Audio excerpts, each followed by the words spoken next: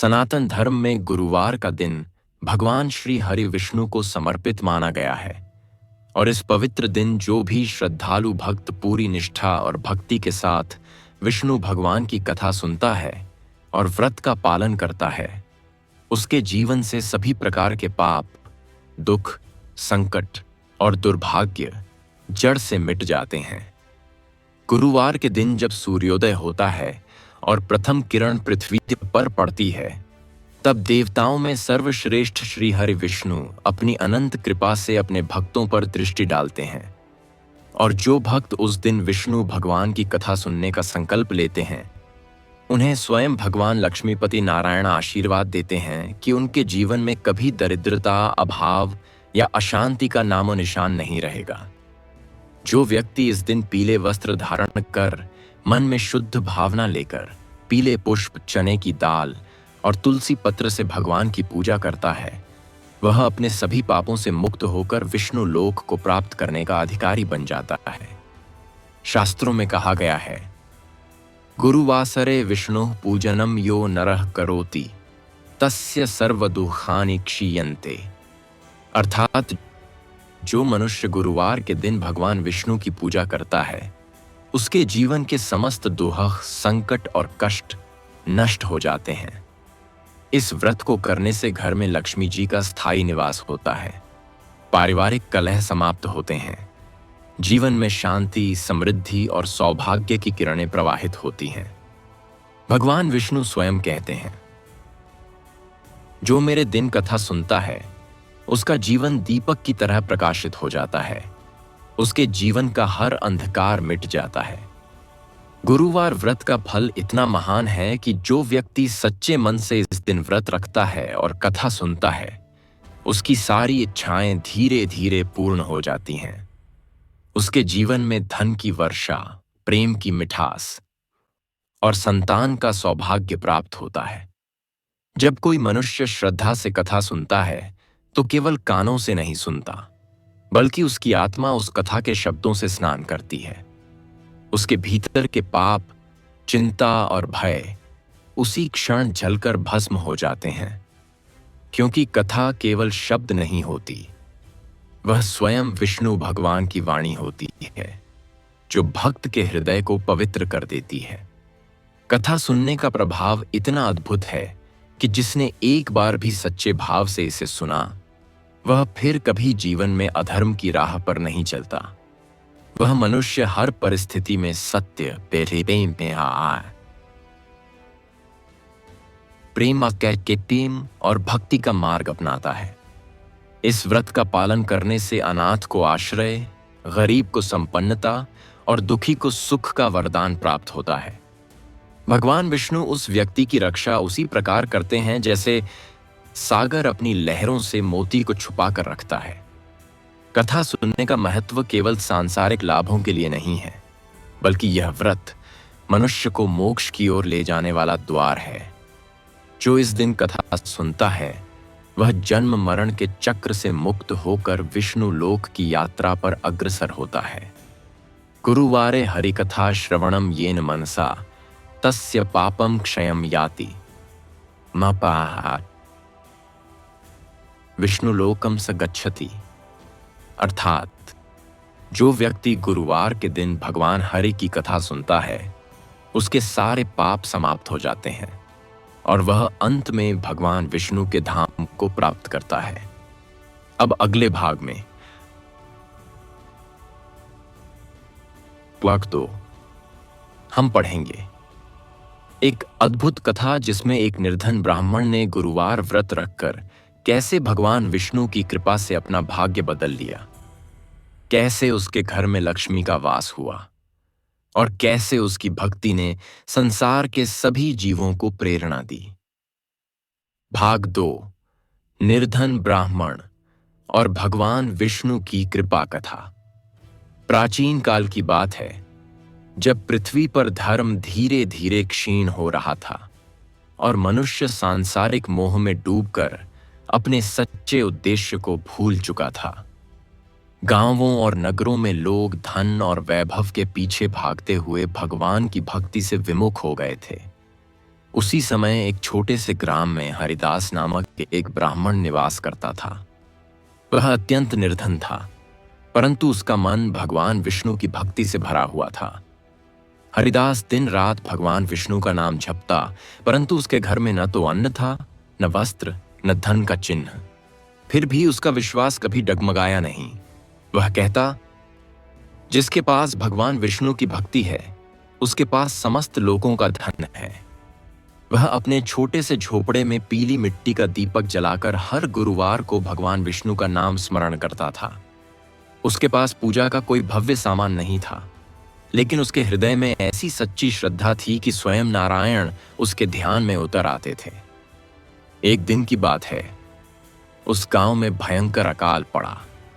खेत सूख गए, नदियां सूख गईं और लोगों के घरों में अन्न का एक दाना भी न बचा। उस समय हरिदास के पास भी कुछ न था, परंतु उसने गुरुवार का व्रत छोड़ने से इनकार कर दिया। उसने कहा, यदि भगवान विष्णु की कृपा हो तो रेगिस्तान में भी अमृत की धारा बह सकती है। उसने उसी दिन निर्धनता में भी पूजा का संकल्प लिया। पास के पेड़ से पीले फूल तोड़े, थोड़ा जल भरा और भगवान विष्णु के नाम का जाप किया। जब वह कथा पढ़ रहा था, तब उसके हृदय से ऐसी आर्त भक्ति निकली कि आकाश में दिव्य प्रकाश फैल गया। उस रात भगवान विष्णु स्वयं उसके स्वप्न में प्रकट हुए। उनके शरीर से नीले कमल की आभा निकल रही थी और उनके हाथों में शंख, चक्र, गदा और पद्म दमक रहे थे। भगवान ने मुस्कुराते हुए कहा, वत्स हरिदास, तूने कठिन समय में भी मेरा नाम नहीं छोड़ा। तूने सच्ची भक्ति की है, इसलिए आज मैं तुझे धन, सुख और यश से विभूषित करूंगा। प्रातः जब हरिदास उठा तो उसने देखा कि उसके घर के बाहर एक सुनहरी गाय खड़ी है। उस गाय के चरणों से दूध की धारा बह रही थी और पूरे आंगन में सुगंध फैल गई थी। गांव वाले यह देखकर विस्मित हो गए। उन्होंने पूछा, हरिदास, यह चमत्कार कैसे हुआ? हरिदास ने शांत स्वर में कहा, यह भगवान विष्णु की कृपा है। उन्होंने मेरे जीवन में गुरुवार व्रत और कथा के फल से यह आशीर्वाद दिया है। धीरे धीरे उसका घर अन्न और धन से भर गया। लेकिन हरिदास ने कभी गर्व नहीं किया।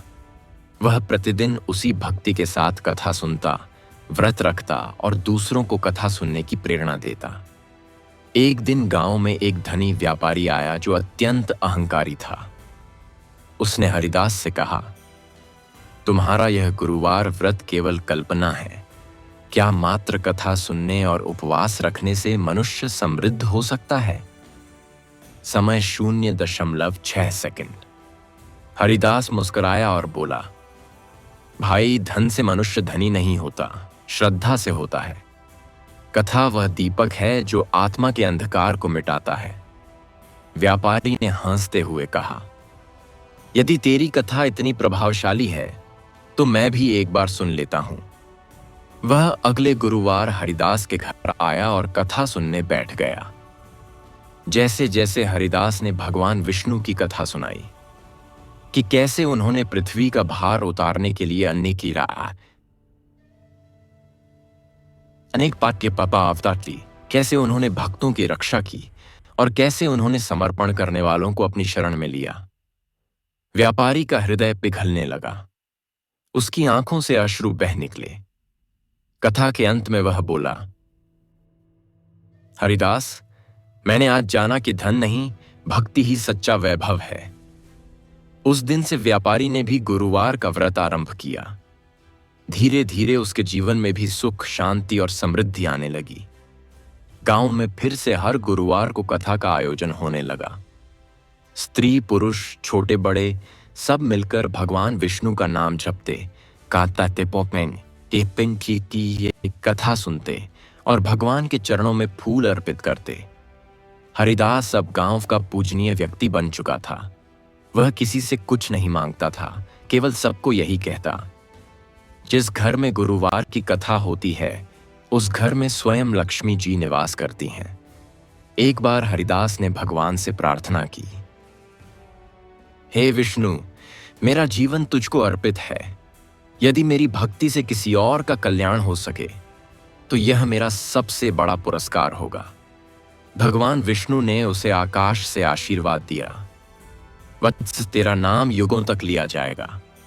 जो भी व्यक्ति तेरी तरह श्रद्धा से गुरुवार की कथा सुनेगा उसके घर में सुख और शांति का वास होगा। उस दिन से यह परंपरा चल पड़ी कि हर गुरुवार को लोग कथा सुने, पीले वस्त्र पहने, तुलसी पत्र अर्पित करें और भगवान विष्णु के नाम का जाप करें। और कहते हैं कि जहां कहीं भी यह कथा श्रद्धा से सुनाई जाती है वहां स्वयं भगवान विष्णु अदृश्य रूप में उपस्थित होकर आशीर्वाद देते हैं। कथा का सार: जो मनुष्य कठिनाइयों के बीच भी भक्ति नहीं छोड़ता, जो सच्चे मन से भगवान विष्णु की कथा सुनता है, उसके जीवन का अंधकार मिट जाता है। गुरुवार व्रत केवल एक परंपरा नहीं, वह आत्मा को जागृत करने का माध्यम है। वह बताता है कि विश्वास, प्रेम और समर्पण से असंभव भी संभव हो जाता है। भाग 3: भगवान विष्णु का प्रत्यक्ष दर्शन और भक्त हरिदास का गौरव। समय बीतता गया, ऋतुएं बदलीं, सूर्य और चंद्रमा अपनी गति से घूमते रहे, पर हरिदास की भक्ति दिन प्रतिदिन और प्रगाढ़ होती चली गई। उसका जीवन अब न केवल अपने लिए बल्कि पूरे गांव के लिए प्रेरणा का स्रोत बन चुका था। गांव के लोग अब हर गुरुवार को उसके आंगन में एकत्र होकर भगवान विष्णु की कथा सुनते और व्रत का पालन करते। हर घर में तुलसी का पौधा लगाया गया था और पीले वस्त्रों की शोभा हर आंगन में दिखाई देती थी। हरिदास अब भी उसी सादगी और विनम्रता के साथ जीवन व्यतीत कर रहा था। उसके पास अब धन, गाय, अन्न और सम्मान सब कुछ था, किंतु उसके भीतर अभिमान का अंश भी नहीं था। वह कहता था, धन तो भगवान की देन है, मैं केवल उसका रक्षक हूं, स्वामी नहीं। उसकी यह वाणी सुनकर लोग प्रभावित होते और अपने जीवन में भी भक्ति का भाव जगाते। एक दिन ऐसा आया जब गांव में एक अजनबी साधु का आगमन हुआ। उस साधु के मुख पर तेज था, नेत्रों में करुणा और वाणी में मधुरता थी। वह सीधे हरिदास के द्वार पर पहुंचा और बोला, वत्स, मैंने सुना है कि इस गांव में भगवान विष्णु की कथा बड़े भाव से सुनाई जाती है। क्या आज उस कथा का दिन है? हरिदास ने कहा, हां, आज गुरुवार है, आज कथा का दिन है। आप पधारिए, यह स्थान आपका ही है। संध्या का समय हुआ, दीपक जलाए गए, कथा प्रारंभ हुई। हरिदास ने भगवान विष्णु के वैकुंठ लोक का वर्णन किया, जहां अनंत प्रकाश फैला हुआ है, जहां न दिन है न रात, केवल शांति और आनंद का नित्य प्रवाह है। वह कह रहा था, विष्णु केवल स्वर्ग के स्वामी नहीं, वे भक्त के हृदय में निवास करते हैं। जब भक्त का मन निर्मल हो जाता है तो भगवान उसी मन में विराजते हैं। साधु मौन बैठा सुन रहा था। कथा समाप्त हुई तो उसने हरिदास से कहा, वत्स, तेरी वाणी में वह तेज है जो केवल सच्चे भक्त के मुख से निकलता है। क्या तू जानता है कि तेरा यह भाव कहां तक पहुंचा है? हरिदास ने विनम्रता से कहा, स्वामी, मैं तो केवल कथा का सेवक हूं, सब कुछ भगवान की इच्छा से होता है। साधु मुस्कुराया और क्षण भर में उसके शरीर से दिव्य प्रकाश निकलने लगा। सब लोग विस्मित होकर देखने लगे। साधु का रूप बदलने लगा और देखते ही देखते वहां खड़ा वह कोई साधारण मनुष्य नहीं बल्कि स्वयं भगवान विष्णु थे। 4 भुजाओं में शंख, चक्र, निगदापत्ता और पद्म धारण किए उनका दिव्य स्वरूप समस्त दिशा में आलोकित हो गया। सभी लोग भूमि पर नतमस्तक हो गए। हरिदास स्तब्ध खड़ा रहा। उसके नेत्रों से आंसू झरने लगे। उसने हाथ जोड़कर कहा, हे प्रभु, क्या यह मुझ जैसे तुच्छ जीव का सौभाग्य है कि आपने स्वयं मेरे द्वार पर पदार्पण किया? भगवान ने उत्तर दिया, वत्स हरिदास, तेरी सच्ची भक्ति ने मुझे यहां आने के लिए विवश कर दिया। मैं अपने भक्त के हृदय की पुकार अनसुनी नहीं करता। तूने कठिनाइयों में भी मेरा नाम नहीं छोड़ा, इसलिए आज मैं तुझे दर्शन दे रहा हूं। सारा गांव उस क्षण स्वर्ग के समान बन गया। वायु में सुगंध फैल गई, वातावरण में अद्भुत शांति छा गई। लोगों के हृदयों से ईर्ष्या, द्वेष और अहंकार मिट गए। सभी केवल भगवान के चरणों में लीन हो गए। भगवान विष्णु ने आगे कहा, जो कोई भी इस स्थान पर श्रद्धा से गुरुवार की कथा सुनेगा, उसके सारे पाप नष्ट होंगे और उसके जीवन में लक्ष्मी का वास होगा। यहां कथा सुनना स्वयं वैकुंठ धाम के दर्शन करने के समान फलदायी होगा। उन्होंने हरिदास को वरदान दिया कि उसकी वंशावली युगों तक इस कथा की सेवा करती रहेगी। फिर भगवान ने कहा, वत्स, मनुष्य धन या यश के पीछे जितना भी भागे, यदि वह भक्ति से रिक्त है तो उसका जीवन व्यर्थ है। भक्ति ही वह सूत्र है जो जीव को परमात्मा से जोड़ता है। जब मनुष्य अपने मन में विश्वास और सत्यता रखता है तो मैं उसके साथ सदैव रहता हूं। गुरुवार का व्रत केवल उपवास नहीं, वह आत्मा की परीक्षा है। जो इसे सच्चे मन से करता है वह मेरे हृदय का अंश बन जाता है। यह कहकर भगवान विष्णु ने हरिदास के सिर पर अपना हाथ रखा और उसे दिव्य ज्ञान प्रदान किया। हरिदास की चेतना उस क्षण एक अनोखे प्रकाश में विलीन हो गई। उसने अनुभव किया कि समस्त जगत एक ही ऊर्जा से संचालित है और वह ऊर्जा स्वयं भगवान विष्णु है। जब हरिदास ने पुनः आंखें खोलीं तो भगवान विष्णु का स्वरूप धीरे धीरे अदृश्य होने लगा। उन्होंने कहा, वत्स, मैं सदैव तेरे साथ हूं। जब भी कोई भक्त सच्चे मन से मुझे पुकारेगा, मैं वहीं उपस्थित हो जाऊंगा।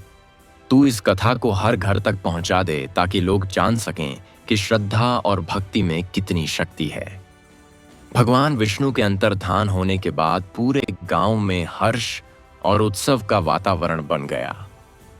लोग अपने घरों में दीपक जलाने लगे, बच्चे गाने गाने लगे, स्त्रियां भजन गाने लगीं। चारों ओर केवल एक ही ध्वनि सुनाई दे रही थी, जय श्री विष्णु। उस दिन के बाद से हरिदास ने संकल्प लिया कि वह अपने जीवन के अंतिम क्षण तक कथा सुनाएगा और लोगों को भगवान की भक्ति के मार्ग पर चलने के लिए प्रेरित करेगा। उसने कहा, यह कथा केवल मेरा जीवन नहीं, यह संपूर्ण मानवता का दीपक है। जब तक इस कथा की ज्योति जलती रहेगी, तब तक संसार में धर्म जीवित रहेगा। वर्ष बीतते गए, हरिदास वृद्ध हो गया, पर उसकी भक्ति की ज्वाला कभी मंद नहीं हुई। वह अब भी हर गुरुवार कथा सुनाता। वही श्रद्धा, वही शांति। पिता नृत्य भी उसी की पिरवड़ी में अब भी वही प्रभाव था। उसकी आंखों में वही दिव्यता थी। और एक दिन जब उसने कथा समाप्त की, उसने अपने हृदय पर हाथ रखा और शांत हो गया। ऐसा लगा जैसे वह स्वयं भगवान विष्णु की गोद में समा गया हो। लोगों ने कहा कि जब वह देह त्याग रहा था तब आकाश में दिव्य प्रकाश फैल गया था और एक मधुर ध्वनि सुनाई दी थी, हरिदास, तू मेरे लोक में आ रहा है। गांव के लोगों ने उस स्थान पर एक मंदिर का निर्माण किया। वहां हर गुरुवार कथा सुनाई जाने लगी और आज भी जब कोई भक्त उस मंदिर में बैठकर कथा सुनता है तो उसे लगता है कि कोई अदृश्य हाथ उसके सिर पर आशीर्वाद दे रहा है। वह हाथ किसी और का नहीं, स्वयं भगवान विष्णु का होता है। इस प्रकार हरिदास की भक्ति अमर हो गई और उसके माध्यम से भगवान विष्णु की महिमा पूरे संसार में फैल गई। यह कथा इस सत्य का प्रमाण है कि भगवान केवल स्वर्ग में नहीं रहते, वे वहां प्रकट होते हैं जहां सच्ची भक्ति और निर्मल श्रद्धा होती है। भाग 4, हरिदास की भक्ति का प्रसार और राजा का परिवर्तन। हरिदास के देहत्याग के बाद उस छोटे से ग्राम का वातावरण वर्षों तक शांत और पवित्र बना रहा।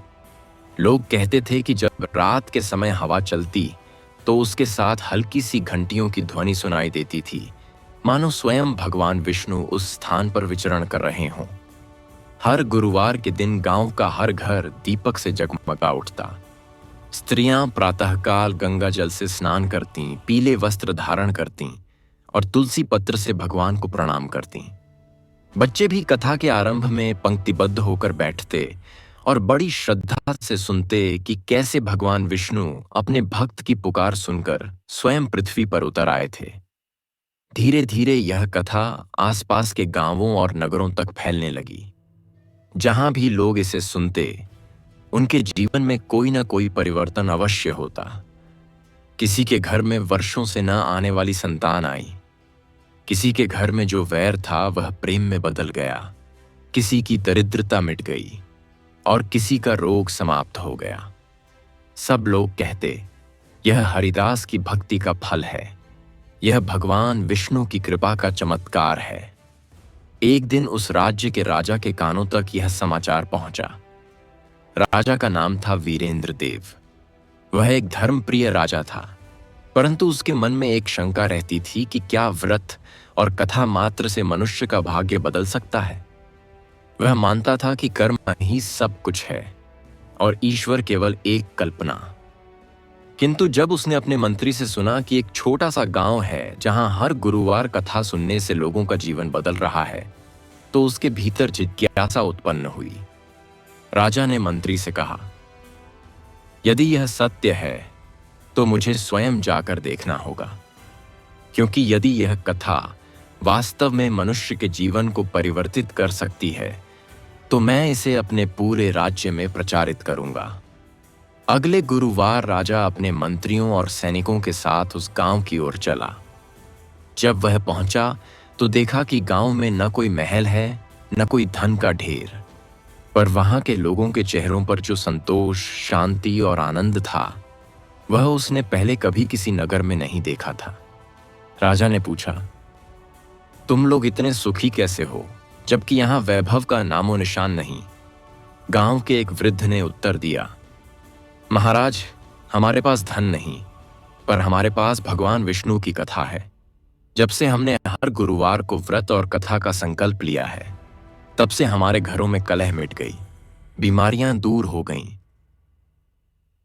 ऐसे कहीं, और हमारे मन में संतोष आ गया।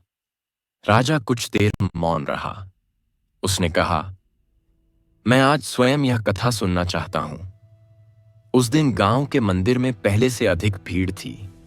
दूर दूर से लोग आए थे, क्योंकि उन्हें ज्ञात हो गया था कि आज स्वयं राजा कथा सुनने आएंगे। कथा आरंभ हुई। पुरोहित ने वही कथा सुनानी शुरू की जो हरिदास ने अपने जीवन काल में सुनाई थी, कि कैसे भक्ति में शक्ति है, कैसे एक निर्धन ब्राह्मण की श्रद्धा ने स्वयं भगवान विष्णु को प्रकट कर दिया। राजा चुपचाप सुनता रहा। उसकी आंखों के सामने हरिदास का जीवन मानो चलचित्र की तरह घूमने लगा। उसकी निर्धनता, उसकी भक्ति, उसका समर्पण और भगवान का उसके द्वार पर आना। कथा समाप्त होते ही राजा के भीतर कुछ टूट गया। उसका हृदय जैसे वर्षों बाद पिघल उठा। उसने कहा,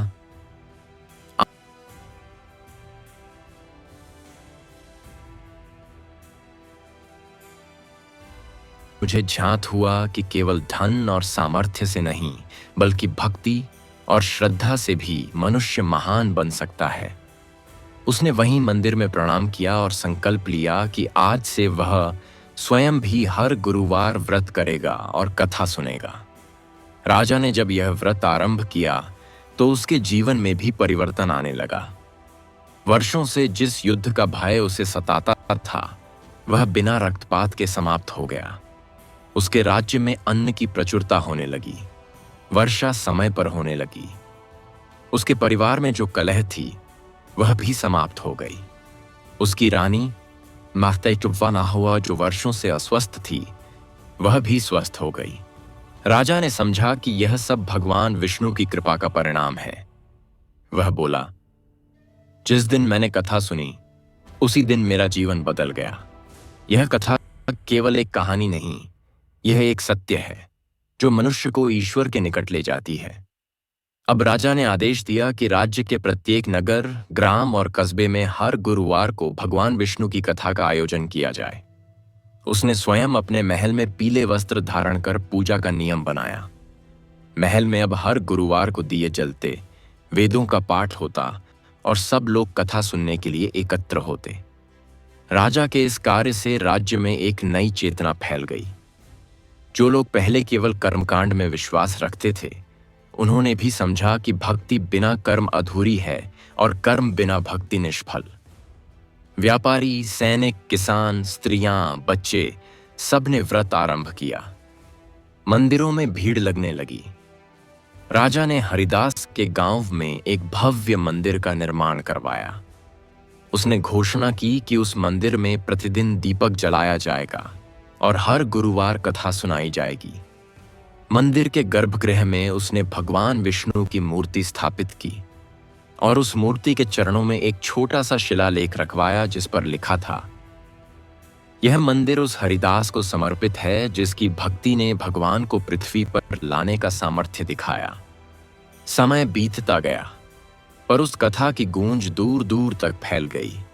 लोग कहते थे कि यदि कोई व्यक्ति सच्चे मन से हर गुरुवार उस कथा को सुनता है तो उसके जीवन के सभी द्वार खुल जाते हैं। राजा वीरेंद्र देव के शासनकाल में वह राज्य इतना समृद्ध हो गया कि आसपास के राज्यों के लोग भी वहां आकर बसने लगे। एक दिन राजा ने अपने गुरु से कहा, गुरुवर, मैंने आज जाना कि ईश्वर कोई कल्पना नहीं, वे साक्षात सत्य हैं। जब मनुष्य का हृदय निर्मल हो जाता है तब वही हृदय उनका मंदिर बन जाता है। गुरु ने मुस्कुराकर कहा, महाराज, यही वह बिंदु है जहां राजा भक्त बन जाता है। आज आप केवल राजा नहीं, आप विष्णु के सेवक हैं। वर्षों बाद जब राजा वृद्ध हो गया तब भी वह हर गुरुवार कथा सुनने जाता था। उसकी आंखें अब भी उसी श्रद्धा से भर जाती थीं जैसे पहली बार सुनी थी। एक दिन उसने कहा, मैंने संसार में सब कुछ पाया, परंतु सच्ची शांति मुझे केवल उस कथा ने दी जो हरिदास ने अपने जीवन से लिखी थी। और जब राजा ने अपने अंतिम क्षण में आंखें बंद कीं, तो उसके होठों पर एक ही शब्द था, विष्णु। कहते हैं, उस क्षण उसके कक्ष में दिव्य प्रकाश फैला और आकाश में शंख की ध्वनि गूंज उठी। राज्य के लोगों ने कहा कि राजा अब भी हर गुरुवार को उस मंदिर के आंगन में अदृश्य रूप में उपस्थित होता है जब कथा सुनाई जाती है। इस प्रकार हरिदास की भक्ति से आरंभ हुई वह कथा एक साधारण गांव से निकलकर पूरे राज्य की आत्मा बन गई। लोग कहते हैं, जब तक इस धरती पर श्रद्धा और भक्ति का दीपक जलता रहेगा, तब तक भगवान विष्णु की यह कथा जीवित रहेगी, क्योंकि यह केवल कहानी नहीं, यह वह सत्य है जो बताता है कि ईश्वर दूर नहीं, हमारे भीतर ही है। भाग 5, व्यापारी सुधाकर और भक्ति का चमत्कार। राजा वीरेंद्र देव के समय में राज्य समृद्ध हो चुका था। नगरों में मंदिरों की घंटियां गूंजती थीं और हर गुरुवार को पीले वस्त्र पहने लोग सड़कों पर दिखाई देते थे। प्रत्येक घर में तुलसी का पौधा सजा रहता था और उस पर दीपक की लौ टिमटिमाती थी। ऐसा प्रतीत होता था मानो संपूर्ण राज्य स्वयं भगवान विष्णु के आशीर्वाद में लिपटा हो। राज्य के पश्चिमी तट पर एक बंदरगाह नगर था जहां दूर देशों से व्यापारी आते जाते थे। उसी नगर में सुधाकर नाम का एक बड़ा व्यापारी रहता था। वह बुद्धिमान और परिश्रमी था। उसके पास अपार धन था, परंतु उसका हृदय शुष्क था। उसे विश्वास नहीं था कि कोई ईश्वर मनुष्य के भाग्य को बदल सकता है। वह कहता था, मेरे जीवन की सफलता मेरे कर्मों का फल है, किसी अदृश्य शक्ति का नहीं। उसके नगर में भी गुरुवार की कथा होती थी, किंतु वह कभी सुनने नहीं गया।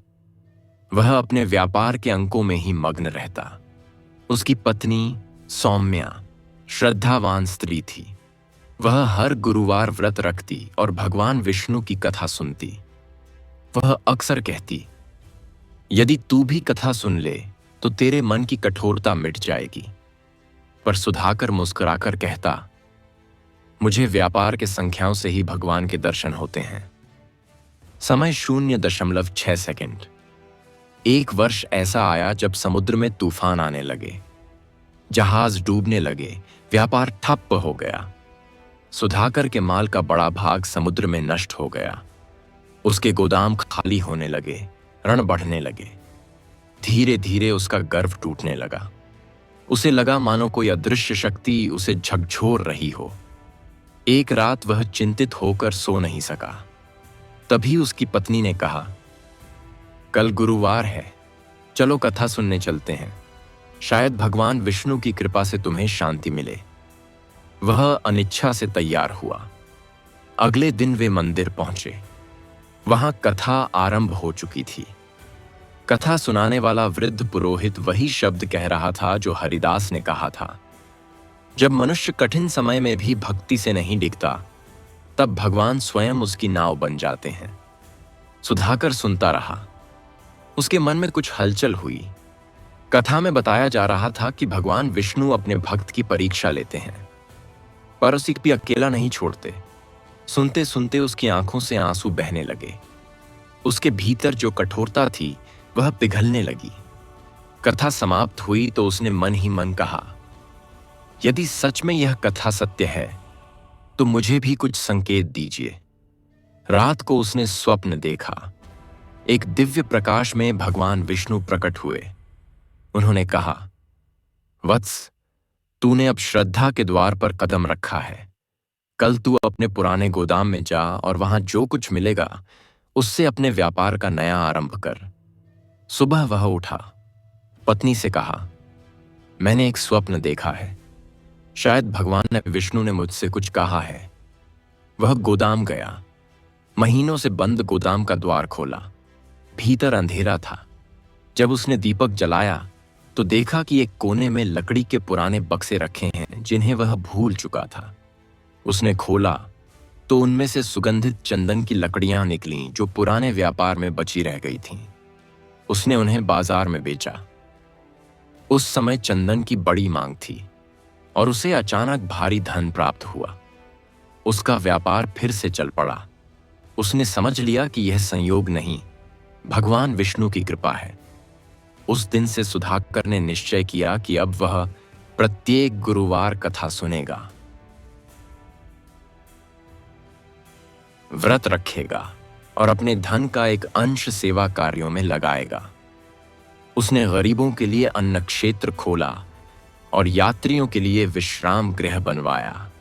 उसकी विनम्रता देखकर लोग कहते, यह वही सुधाकर है जो पहले ईश्वर में विश्वास नहीं करता था, अब वही सबसे बड़ा भक्त बन गया है।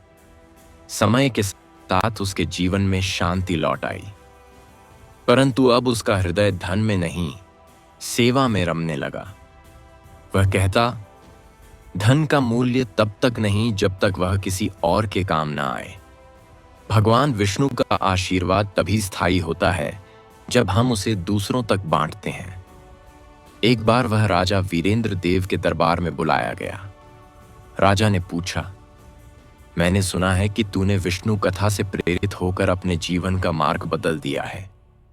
सुधाकर ने कहा, महाराज, पहले मैं धन को ही सर्वस्व मानता था, पर कथा ने मुझे बताया कि धन तब सार्थक है जब उसमें दया और भक्ति का संगम हो। राजा ने कहा, तो तू वही उदाहरण है जो मेरे राज्य में मैं देखना चाहता हूं, जहां कर्म, भक्ति और सेवा एक साथ चलें। उस दिन से राजा और सुधाकर दोनों ने मिलकर एक योजना बनाई कि राज्य के हर नगर में कथा और सेवा को एक साथ जोड़ा जाए। जहां कथा हो वहां अन्नदान भी हो, जहां पूजा हो वहां करुणा का कार्य भी हो। मंदिरों के पास गरीबों के लिए अन्न और वस्त्र रखे जाने लगे। धीरे धीरे यह परंपरा एक आंदोलन बन गई। देश के अन्य राज्यों में भी इसकी चर्चा फैलने लगी। कहा जाने लगा कि यह वह भूमि है जहां भगवान विष्णु की कृपा साक्षात चलती है। व्यापारी, उसकी प्रशासनिक, सबने अपनी अपनी श्रद्धा से गुरुवार का व्रत अपनाया।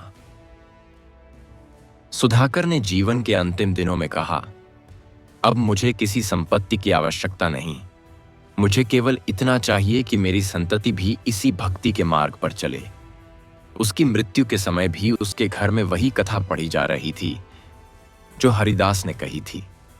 लोग कहते हैं कि जब उसका देहांत हुआ तब समुद्र की लहरें शांत हो गईं और आकाश में हल्की सुनहरी आभा छा गई। वर्षों बाद उसके पुत्रों ने उसके नाम पर एक विशाल मंदिर बनवाया। उस मंदिर में शिलालेख पर लिखा गया, यह वह स्थान है जहां एक नास्तिक ने भक्ति का सत्य पाया। इस प्रकार हरिदास की भक्ति से प्रारंभ हुई वह ज्योति अब कई नगरों और देशों तक फैल गई थी। जहां कहीं भी कथा सुनाई जाती वहां शांति और समृद्धि का वास हो जाता। लोग अब कहते थे, यह कथा केवल एक कथा नहीं, यह जीवन का सूत्र है। जब मनुष्य अपने स्वार्थ से ऊपर उठकर भक्ति और सेवा में जीवन बिताता है तभी वह विष्णु के निकट पहुंचता है। राजा, व्यापारी, सरकताएं,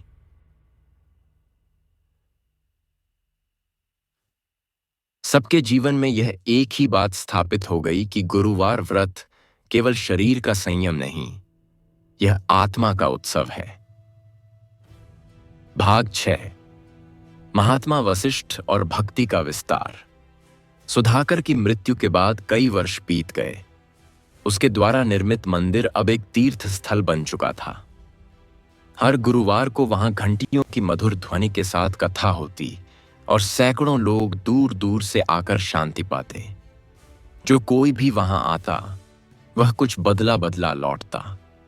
उसकी आंखों में भक्ति की चमक और हृदय में संतोष का प्रकाश होता। इसी काल में देश के उत्तर दिशा के पर्वतों से एक महात्मा का आगमन हुआ। उनका नाम था वशिष्ठानंद। वे किसी आश्रम या मठ से नहीं बल्कि लोक में से उठे हुए साधु थे, जिन्होंने अपना जीवन सेवा और ध्यान में बिताया था। उनका स्वर कोमल था, किंतु उनके शब्दों में अग्नि की तीव्रता थी। जब वे बोलते तो लोग मौन हो जाते, मानो कोई भीतर से पुकार रहा हो। महात्मा वशिष्ठानंद जब उस बंदरगाह नगर में पहुंचे तो उन्होंने देखा कि वहां भक्ति का उत्सव है, किंतु साथ साथ दिखावे की लहर भी उठने लगी है। कुछ लोग कथा को धर्म का माध्यम न मानकर प्रतिष्ठा का साधन बना चुके थे। उन्होंने अनुभव किया कि जब भक्ति से विनम्रता हट जाती है तो वह खोखली हो जाती है। उन्होंने लोगों को बुलाया और कहा, भक्ति केवल बाह्य आडंबर नहीं, यह हृदय की निष्ठा है।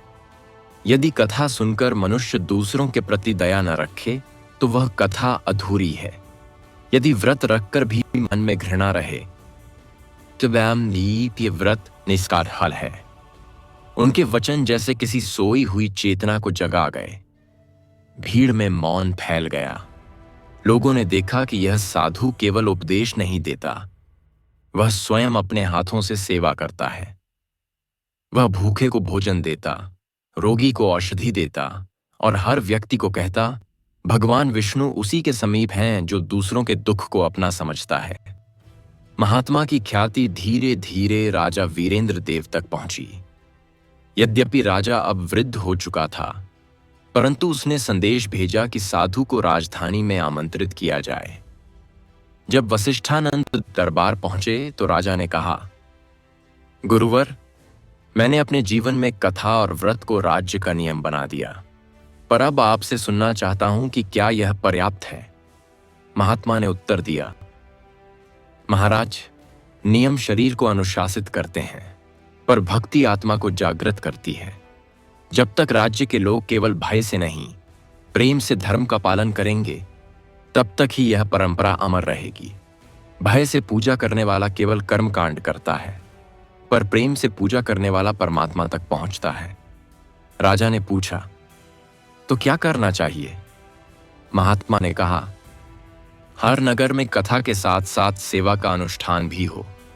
जहां कथा समाप्त हो वहां गरीबों को अन्न दिया जाए, बीमारों की सेवा की जाए। इससे कथा केवल शब्द नहीं रहेगी, वह जीवन बन जाएगी।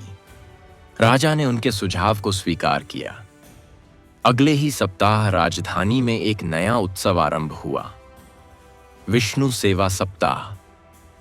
उसमें पहले दिन कथा होती, दूसरे दिन अन्नदान, तीसरे दिन वस्त्रदान, चौथे दिन वृक्षारोपण, पांचवें दिन रोगियों की देखभाल, छठे दिन सत्संग और सातवें दिन प्रभु का नाम स्मरण। यह आयोजन इतना प्रभावशाली हुआ कि दूसरे राज्यों ने भी उसे अपनाया। लोग अब समझने लगे कि धर्म केवल मंदिर की दीवारों में नहीं, वह मनुष्य के व्यवहार में है। वशिष्ठानंद ने कहा, विष्णु कोई दूर बैठे देवता नहीं, वे हर उस मनुष्य में हैं जो करुणा से भरा है, जो किसी को रुलाने से पहले सोचता है, जो अपने सुख से पहले दूसरों के सुख की चिंता करता है। धीरे धीरे महात्मा की शिष्य परंपरा बनने लगी। उन्होंने कई स्थानों पर छोटे छोटे आश्रम स्थापित किए जहां बच्चों को धर्म का ज्ञान, वेदों का अध्ययन और जीवन में नैतिकता का अभ्यास सिखाया जाता। उन्होंने एक ग्रंथ भी लिखा जिसका नाम रखा हरिकथा सारामृत। उसमें उन्होंने लिखा, कथा सुनना आरंभ है, पर कथा को जीना लक्ष्य है। जो व्यक्ति कथा को अपने कर्मों में उतार लेता है, वही सच्चा भक्त है। उनका यह ग्रंथ नगर नगर में पहुंच गया। जब भी कोई कथा होती, उस ग्रंथ से कुछ अंश अवश्य पढ़े जाते। लोग कहते थे कि यह ग्रंथ हरिदास की आत्मा की पुनः अभिव्यक्ति है, क्योंकि उसकी हर पंक्ति में वही सरलता और वही गहराई थी। राज्य की सीमाएं अब इस भक्ति से लिपट चुकी थीं। व्यापारी अपने जहाजों पर विष्णु की प्रतिमा रखकर समुद्र पार करते, किसान हल चलाने से पहले तुलसी पर जल चढ़ाते और सैनिक युद्ध में जाने से पहले विष्णु श्लोक का उच्चारण करते। ऐसा लगा मानो भक्ति अब जीवन का सामान्य स्वभाव बन गई हो। महात्मा वशिष्ठानंद ने फिर भी चेतावनी दी, स्मरण रहे, जब भक्ति फल देती है तो मनुष्य में गर्व जन्म लेता है। यदि इस गर्व को न रोका जाए तो वही भक्ति पतन का कारण बनती है। इसलिए सदैव विनम्र रहो, जैसे सागर सबसे नीचे रहकर सब नदियों को अपने में समेट लेता है। उनकी इस शिक्षा ने लोगों को आत्मचिंतन के मार्ग पर ला दिया। कई लोग जिन्होंने पहले केवल धर्म का प्रदर्शन किया था, अब भीतर से बदलने लगे। एक वर्ष बाद राजधानी में एक भव्य सभा रखी गई जिसमें सभी राज्यों के दूत उपस्थित थे। वहां महात्मा ने कहा, हम सब अलग अलग दिशाओं से आते हैं, पर हमारी दिशा एक ही है, सत्य। और सत्य वही है कि ईश्वर करुणा में है, प्रेम में है, दया में है। यदि हम इन तीनों को अपने जीवन का अंग बना लें तो हर दिन गुरुवार बन जाएगा। समय 0.6 सेकंड।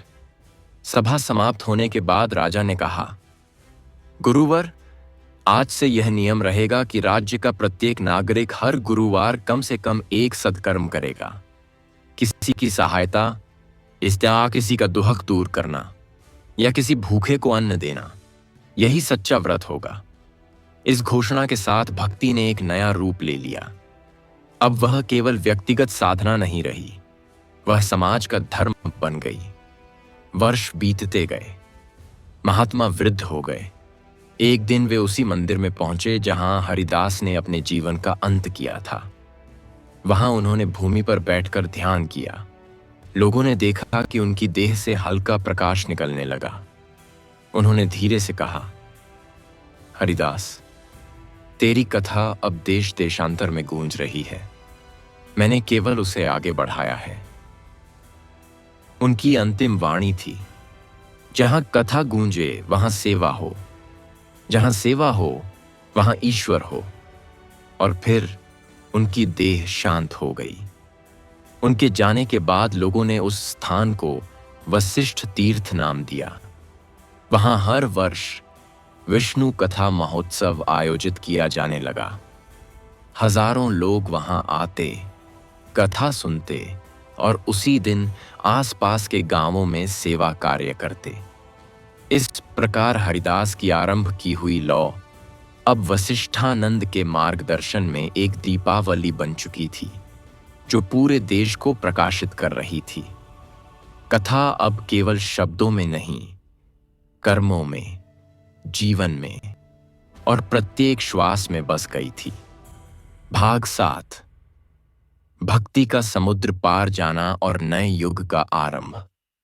वशिष्ठानंद के देहत्याग के कई दशक बीत चुके थे, पर उनका उपदेश और चुका था। ग्रामीण जब खेत जोतते तो उनके मुख से वही वचन निकलते जो उन्होंने सिखाए थे। जहां कथा गूंजे वहां सेवा हो। मंदिरों की दीवारों पर उनके उपदेश अंकित कर दिए गए थे। हर गुरुवार को कथा के साथ साथ सेवा और अन्नदान की परंपरा ने अब समाज के प्रत्येक स्तर को छू लिया था। इसी काल में समुद्र पार के व्यापारी जब इस भूमि पर आए तो उन्होंने यह देखा कि यहाँ का जनजीवन किसी अदृश्य शांति में डूबा है। यहाँ के लोग कम बोलते हैं, पर उनकी दृष्टि में संतोष है। यहाँ हर घर के द्वार पर तुलसी का पौधा है, हर मुख पर नम्रता है। एक व्यापारी जिसका नाम था दारुक पहली बार इस धरती पर उतरा। वह दूर देशों का निवासी था, जहां सोना और मसाले तो थे, पर श्रद्धा और विश्वास की कमी थी। उसने यहाँ के लोगों से पूछा, तुम्हारे देश में ऐसा क्या है जो तुम्हें प्रसन्न रखता है, जबकि तुम्हारे पास मेरे देश जैसा वैभव नहीं? गांव के एक वृद्ध ने उत्तर दिया, हमारे पास कथा है, और कथा के साथ भगवान विष्णु का आशीर्वाद है। यही हमारा धन है। तारुक को यह सुनकर आश्चर्य हुआ। उसने कहा, मैं भी यह कथा सुनना चाहता हूं।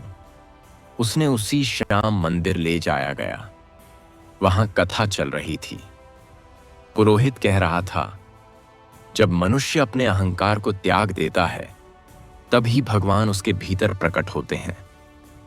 भगवान बाह्य आकाश में नहीं, वे हृदय में रहते हैं। तारुक चुपचाप सुनता रहा। उसे लगा कि ये शब्द उसके भीतर उतर रहे हैं। कथा के अंत में उसने कहा, मेरे देश में भी लोग दुखी हैं। वे धन से घिरे हैं, पर शांति से दूर। यदि यह कथा वहां पहुंचे तो शायद उनका भी उद्धार हो। कुछ महीनों बाद वह अपने देश लौट गया। उसने अपने नगर में एक छोटा सा सभा भवन बनवाया और हर 7वें दिन लोगों को एकत्र करने लगा। वह उन्हें वही बातें सुनाता जो उसने भारत में सुनी थीं। व्रत की महिमा, सेवा की शक्ति और कथा की आत्मा। धीरे धीरे वहां भी लोग उसकी बातों से प्रभावित होने लगे। उन्होंने भगवान विष्णु का नाम अपने ढंग से उच्चारित करना शुरू किया और व्रत की परंपरा अपनाई। इस प्रकार भक्ति का एक नया स्वरूप वहां जन्मा, जो यद्यपि रूप में भिन्न था, पर भावना में वही था। भारत में जब यह समाचार पहुंचा कि समुद्र पार के लोग भी अब कथा सुनने लगे हैं, तो संतों ने कहा, यह वही समय है जिसकी कल्पना हरिदास ने की थी कि एक दिन यह कथा संपूर्ण धरती पर गूंजेगी। महात्मा वशिष्ठानंद के शिष्यों ने दूत भेजे और उन स्थानों पर जाकर कथा का विस्तार किया। उन्होंने वहां के लोगों को सिखाया कि व्रत का सार शरीर का त्याग नहीं, बल्कि मन का तापाक का अनुशासन है। मस्त का अर्थ दान नहीं, करुणा है। और कथा का अर्थ केवल श्रवण नहीं, अनुभव है। कुछ समय बाद इन क्षेत्रों में भी विष्णु के नाम से मंदिर बनने लगे। वहां के लोगों ने अपनी भाषा में भगवान का नाम रखा, पर भाव वही रहा। विष्णु का वह रूप जो शांत और करुणामय था, अब भिन्न भिन्न रूपों में पूजित होने लगा। कहीं उन्हें पालक कहा गया, कहीं संरक्षक, कहीं प्रकाश का स्वामी, पर सबका सार एक ही था। जो सबका पालन करता है वही ईश्वर है। इसी काल में भारत के दक्षिण में स्थित आश्रमों ने इन नई भूमियों से संपर्क बढ़ाया। संत वहां यात्राएं करने लगे। वे इस समुद्र के रास्तों से दूर देशों में जाकर कथा सुनाते, वहीं के लोगों के साथ बैठकर ध्यान करते और उन्हें सिखाते कि धर्म का अर्थ किसी सीमा में नहीं बंधा है।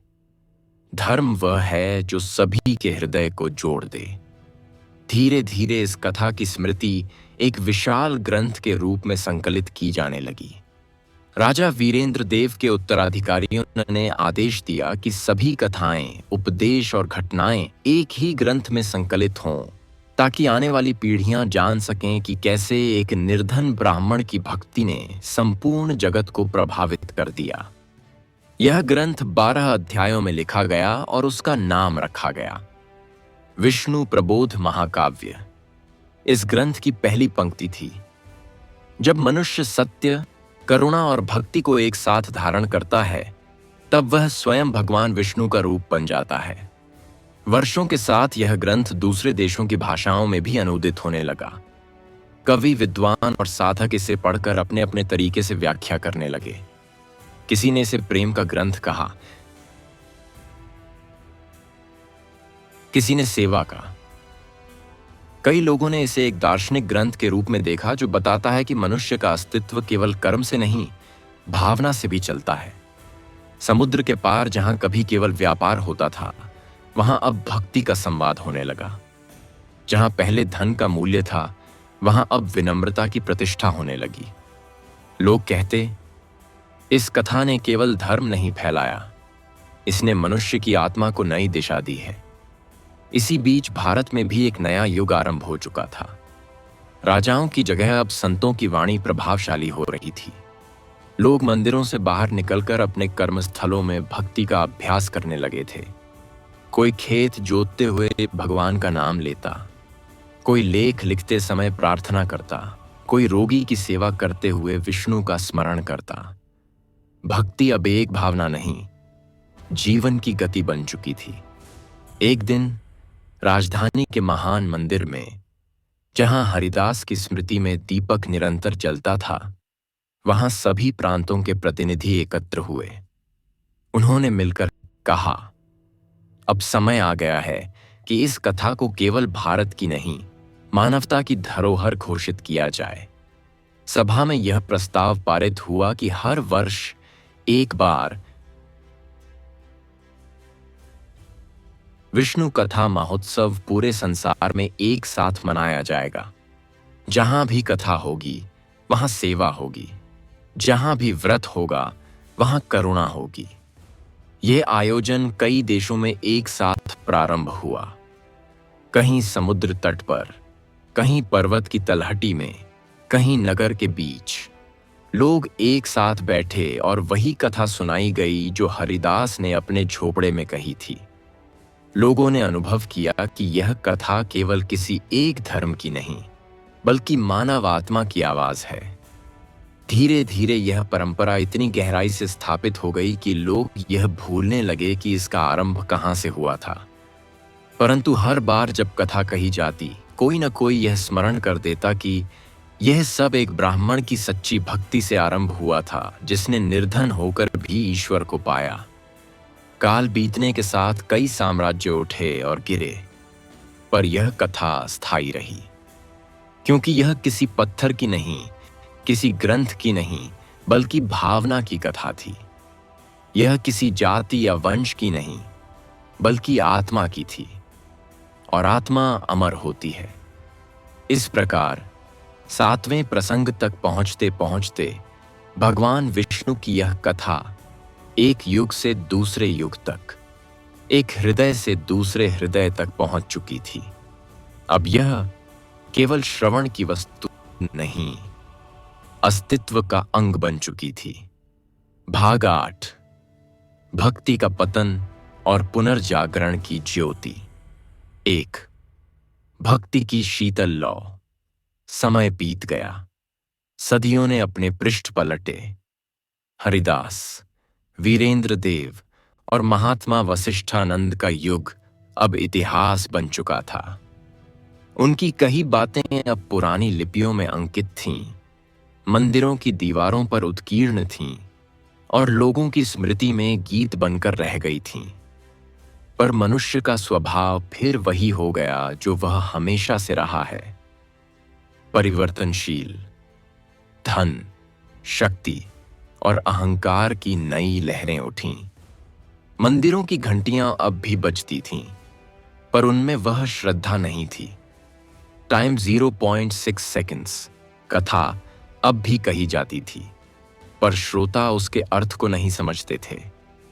किसी के लिए वह केवल परंपरा थी, किसी के लिए प्रदर्शन। गांवों में अब व्यापारी आते और कथा को एक मेले का रूप देते। लोग कथा सुनते नहीं, केवल दर्शक बनकर देखते। भक्ति, जो कभी हृदय का विषय थी, अब बाहरी आडंबर में सिमटने लगी थी। इसी काल में दक्षिण दिशा के एक नगर में नारायण दास नामक एक युवक रहता था। वह एक साधारण कुम्हार का पुत्र था, परंतु उसमें कुछ अलग था। उसका मन अस्थिर था। उसे लगता था कि संसार की चकाचौंध में कुछ छिपा हुआ सत्य है जिसे लोग भूल चुके हैं। वह देखता कि मंदिरों में दीपक तो जलते हैं, पर मनुष्यों के हृदय अंधकारमय हैं। वह सोचता, कहाँ है वह विष्णु जिसकी कथा ने कभी संसार को बदला था। दूसरा, नारायण दास की खोज।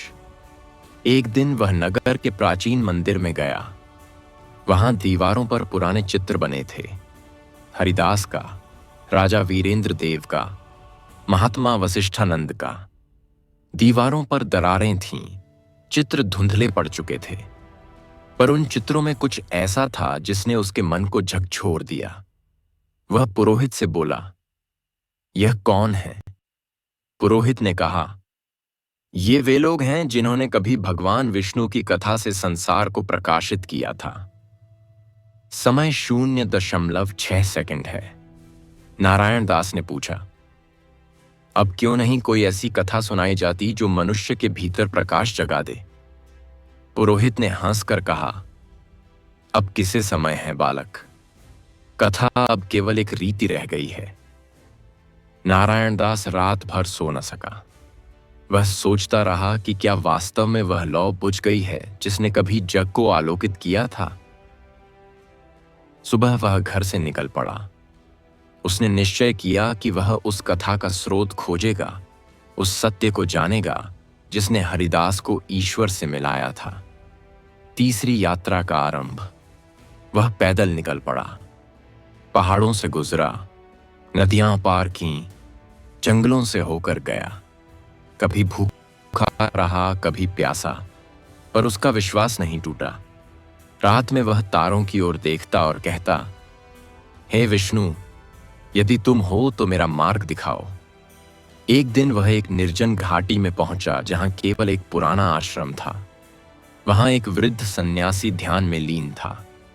नारायण दास ने प्रणाम किया और पूछा, स्वामी, क्या आप बता सकते हैं कि वह विष्णु कथा कहाँ है जो जीवन को प्रकाश देती थी? सन्यासी ने आंखें खोलीं और कहा, कथा कहीं बाहर नहीं, वह तेरे भीतर है, परंतु उसे समझने के लिए पहले मन का शोर शांत करना होगा। सन्यासी ने उसे वहीं रोक लिया। महीनों तक नारायण दास ने वहां सेवा की, ध्यान किया, मौन साधना की। धीरे धीरे उसके भीतर कुछ बदलने लगा। उसने समझ आया कि भक्ति शब्दों में नहीं, अनुभूति में है। वह हर दिन तुलसी के पौधे के पास बैठता और कहता, मुझे वही अनुभव दो जो हरिदास को हुआ था। एक दिन सन्यासी ने कहा, अब तू तैयार है, जा, अपने नगर लौट जा, वही कथा फिर से जीवित कर। चौथा कथा का पुनर्जन्म। वह अपने नगर लौटा। लोग उसे देखकर हंसे। अब कौन कथा सुनेगा? उसने उत्तर दिया, मैं कथा कहने नहीं आया, तास्त्र का साजने आया हूं। वह हर गुरुवार को अपने घर के बाहर दीपक जलाता और कथा सुनाने बैठ जाता। पहले कोई नहीं आया, फिर कुछ बच्चे बैठने लगे, फिर कुछ वृद्ध आए। धीरे धीरे भीड़ बढ़ी। वह वही कथा सुनाता जो हरिदास ने कही थी, भक्ति की, विश्वास की और आत्मा के जागरण की। उसकी वाणी में ऐसी सच्चाई थी कि सुनने वाले रो पड़ते। Time 0.6 seconds. लोग कहते, हम तो भूल चुके थे कि कथा केवल परंपरा नहीं, यह आत्मा की पुकार है। कुछ महीनों में वह नगर बदल गया। लोगों ने मंदिरों की सफाई की, दीवारों पर फिर से चित्र बनवाए, टूटे दीपक जोड़ दिए। गुरुवार को फिर से तुलसी के पास दिए जलने लगे। 5. विष्णु की पुनः कृपा। एक रात नारायण दास ध्यान में बैठा था। अचानक उसे लगा जैसे आकाश में प्रकाश फैल गया हो। वह आंखें बंद किए रहा। प्रकाश के भीतर से एक स्वर आया, वत्स, तूने वह लौ फिर से जगा दी जिसे संसार भूल गया था। जब तक यह कथा जीवित है, मैं भी जीवित हूं। वह कांप उठा। उसने आंखें खोलीं तो सामने विष्णु का वह रूप खड़ा था जिसे उसने केवल शास्त्रों में पढ़ा था। शांत, तेजस्वी और करुणामय। भगवान ने कहा, मनुष्य भले ही भटक जाए, पर जब कोई एक हृदय सत्य की खोज करता है तो पूरा जगत उससे प्रकाशित हो जाता है। तूने यह कार्य किया है। अगले दिन जब लोग नारायण दास के घर पहुंचे, उन्होंने देखा कि वह ध्यान में बैठा है और उसके चारों ओर प्रकाश फैला हुआ है। कई लोगों ने कहा कि उन्होंने उसी क्षण शंख की ध्वनि सुनी और हवा में तुलसी की सुगंध भर गई। नारायण दास ने आंखें खोलीं और कहा, भगवान विष्णु ने कहा है कि कथा को केवल शब्दों में मत बांधो, उसे कर्म में उतारो। 6 भक्ति का नया युग। उस दिन से उसने नियम बनाया कि हर गुरुवार कथा के बाद सभी लोग किसी एक सत्कर्म का संकल्प लेंगे। किसी को भूखे को अन्न देना होगा, किसी को रोगी की सेवा करनी होगी, किसी को वृक्ष लगाना होगा। धीरे धीरे यह नियम पूरे नगर में फैल गया। अब लोग केवल कथा सुनने नहीं, कर्म करने भी आने लगे। कुछ वर्षों में यह परंपरा आसपास के नगरों तक पहुंची। लोग फिर से समझने लगे कि विष्णु केवल मंदिर की मूर्ति नहीं, हर जीव में से तकाए। किसी ने कहा, नारायण दास ने हरिदास की आत्मा को पुनः जीवित कर दिया है। 7. पुनर्जागरण की पूर्णता। राजधानी के पुरोहितों ने जब यह सुना तो वे भी नारायण दास को देखने आए। उन्होंने पूछा, तू कौन है जो सदियों पुरानी परंपरा को फिर से जागृत कर रहा है? उसने शांत भाव से कहा, मैं कोई नहीं, वही कथा हूं जो कभी हरिदास ने कही थी। राजा, जो अब वृद्ध था, स्वयं उसके दर्शन करने आया। उसने कहा, तेरी वाणी में वही बल है जो कभी हमारे पूर्वजों के समय था। बता, इस कथा का सार क्या है? नारायण दास ने कहा, सार केवल 3 शब्दों में है, भक्ति, करुणा और सत्य। जो इन तीनों को अपनाता है वही विष्णु के समीप है। राजा ने उसी क्षण आदेश दिया कि पूरे राज्य में फिर से विष्णु सेवा सप्ताह आरंभ किया जाए। कथा के साथ साथ सेवा का आयोजन हुआ। मंदिरों में फिर से वही उत्साह लौट आया। 8. कालातीत संदेश। वर्षों बाद जब नारायण दास ने अपने अंतिम दिन देखे तो उसने कहा, मुझे कोई शिलालेख नहीं चाहिए, कोई मंदिर नहीं चाहिए। बस इतना चाहिए कि जब कोई मनुष्य भटके तो उसे कोई कथा याद दिला दे कि ईश्वर भीतर ही है। और वह शांत हो गया। उसके जाने के बाद लोग कहते थे कि जब भी गुरुवार की कथा होती है तो हवा में हल्की सी प्राण ध्वनि सुनाई देती है, मानो कोई कह रहा हो, भक्ति ही जीवन है। इस प्रकार हरिदास से आरंभ हुई कथा ने 8वें युग में पुनः जन्म लिया। यह कथा यह सिखाती है कि ईश्वर का प्रकाश कभी पूरी तरह बुझता नहीं, वह केवल प्रतीक्षा करता है किसी एक सच्चे मन के जो उसे फिर से जगा दे। भाग 9, ज्ञान का युग और भक्ति का विज्ञान। 1. भक्ति से शिक्षा की ओर। नारायण दास के समय के बाद समाज फिर से बदलने लगा, पर इस बार परिवर्तन अलग था। अब लोग भक्ति को केवल मंदिर या कथा तक सीमित न रखकर जीवन के हर क्षेत्र में उतारने लगे थे। विद्या, शास्त्र, विज्ञान, से सब में एक नई दृष्टि जागी। लोग कहते थे कि विष्णु की कृपा केवल आराधना से नहीं, कर्म से भी प्राप्त होती है। राजा के आदेशानुसार देश के हर प्रांत में शिक्षा के केंद्र खोले गए। इन विद्यालयों में केवल वेद और मंत्र नहीं, जीवन का ज्ञान भी सिखाया जाने लगा।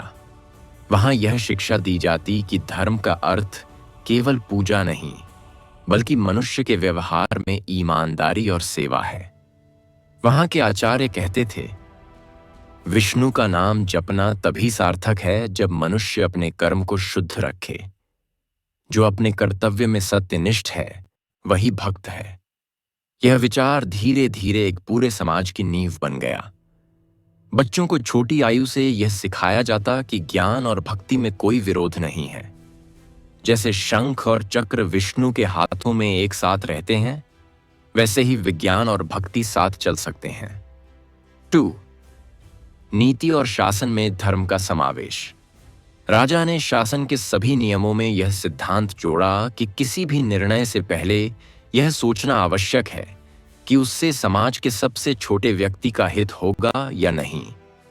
उन्होंने कहा, यदि राज्य के किसी आदेश से किसी एक मनुष्य का भी दुहक बढ़ता है तो वह नीति नहीं, अधर्म है।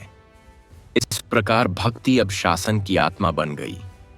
मंत्रियों को निर्णय लेने से पहले गुरुवार की कथा सुननी पड़ती थी। वहां यह परंपरा थी कि किसी भी बड़े काम से पहले तुलसी के पौधे पर जल चढ़ाकर यह प्रार्थना की जाती, हे विष्णु, हमारे विचारों में भी तेरी पवित्रता उतर आए। धीरे धीरे यह प्रथा पड़ोसी राज्यों तक पहुंच गई। शासक और मंत्री समझने लगे कि यदि शासन में करुणा नहीं तो वह केवल भय का रूप है। उन्होंने महसूस किया कि भक्ति से नीति में संतुलन आता है, जैसे विष्णु संसार में संतुलन बनाए रखते हैं। 3 ज्ञान के मंदिर। वर्षों बाद राजधानी में एक विशाल शिक्षालय बना जिसे विष्णु विद्यापीठ कहा गया। यह केवल अध्ययन का स्थान नहीं, बल्कि आत्मा को जागृत करने का केंद्र था। वहां भक्ति और विज्ञान दोनों के शिक्षक होते। एक ओर वेद, उपनिषद और धर्मशास्त्र का अध्ययन होता, दूसरी ओर गणित, खगोल, औषधि और दर्शन पढ़ाया जाता।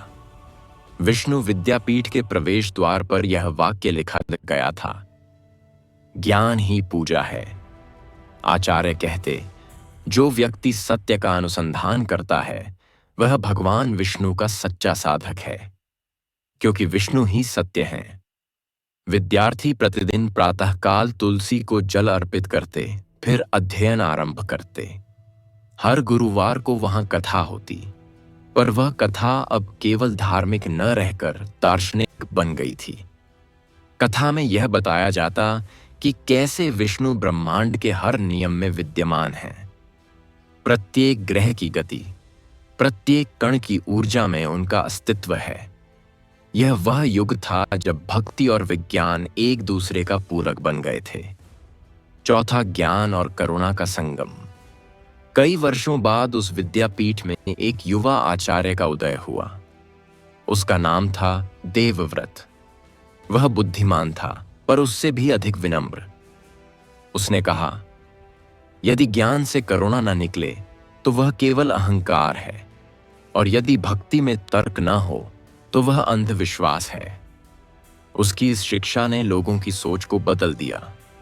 वह विद्यार्थियों को कहता, विष्णु केवल मंदिरों में नहीं, प्रयोगशालाओं में भी हैं। जब कोई वैज्ञानिक सत्य की खोज करता है तो वह भी ईश्वर के समीप पहुंचता है।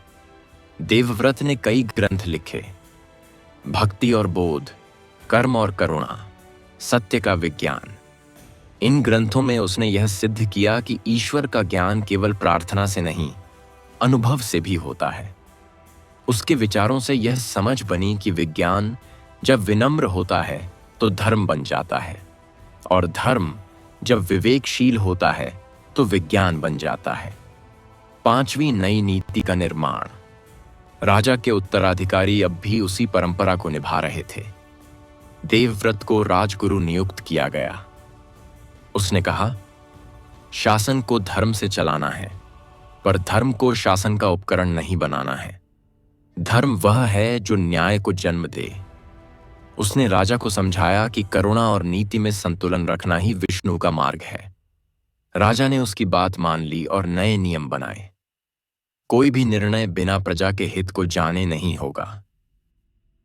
किसी भी कर का बोझ सबसे कमजोर व्यक्ति पर नहीं डाला जाएगा और हर गुरुवार राज्य के प्रत्येक कार्यालय में कथा सुनाई जाएगी ताकि कर्म से पहले श्रद्धा का स्मरण हो। धीरे धीरे यह परंपरा एक प्रणाली बन गई। शासन में ईमानदारी बढ़ी, अपराध घटे और समाज में एक नई निष्ठा का भाव जागा। छठा, भक्ति का दर्शन।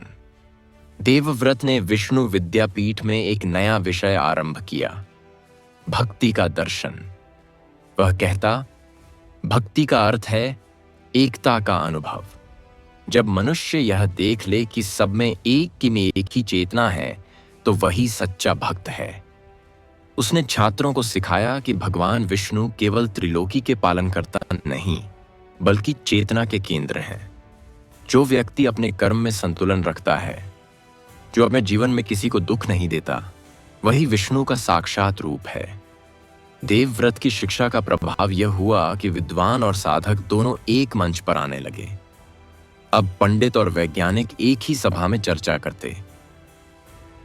कभी विषय होता वेदों का खगोल विज्ञान, कभी भक्ति और चिकित्सा, कभी सत्य और नीति।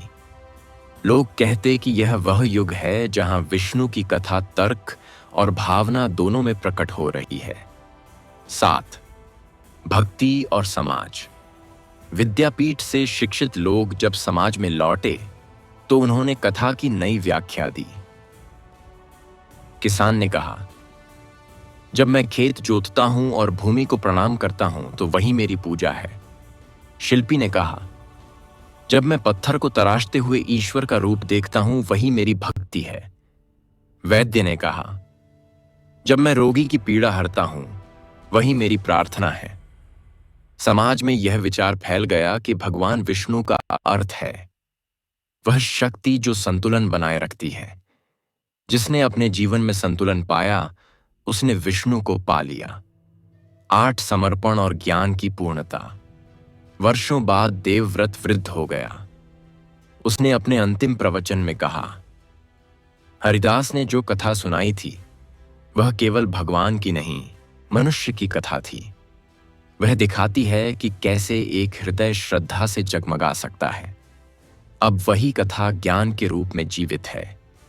जब तक कोई व्यक्ति सत्य की खोज करेगा तब तक यह कथा भी जीवित रहेगी।